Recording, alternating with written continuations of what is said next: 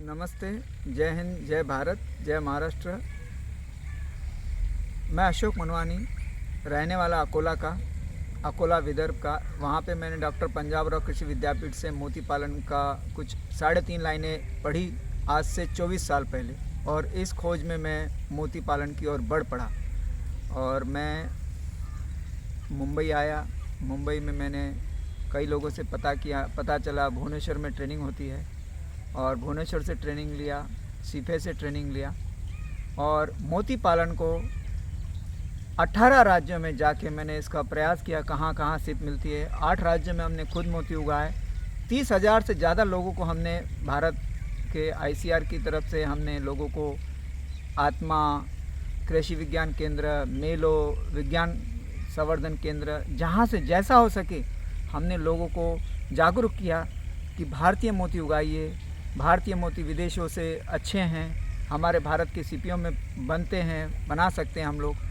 और इसके लिए हमें कई इनोवेशन भी किए, जिसमें ये टूल किट है, ये 100 रुपये में हमने बनाई। इसके लिए ICAR ने अवार्ड भी दिया है हमें। इसमें हमने ये सिप को खोलने का एक टूल किट बनाया, इसके लिए भी नेशनल अवार्ड मिला है।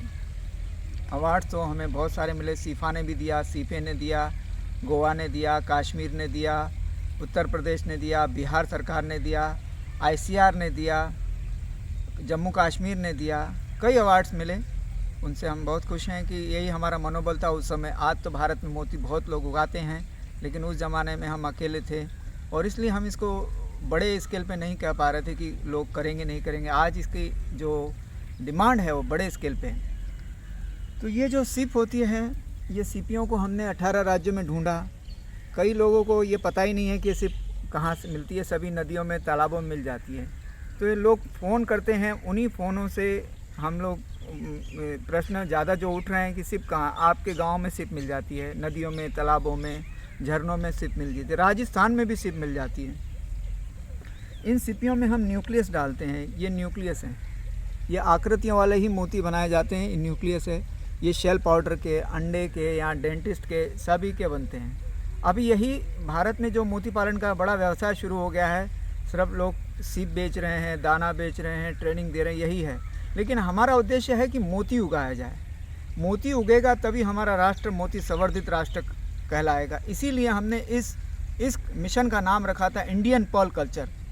इंडियन पर्ल कल्चर जो हमारा मिशन है, भारत में सभी जगह मोती उगे। इसीलिए हम आज तक, मैं जब 24 साल पहले पंजाबराव कृषि विद्यापीठ के अंदर से जो लाइब्रेरी से मुझे जो नोट्स मिले थे, उसके अध्ययन में मैं आज तक अध्ययन ही कर रहा हूँ। 24 साल हो गए, मैं वापस आज तक अकोला नहीं गया हूँ, आज तक।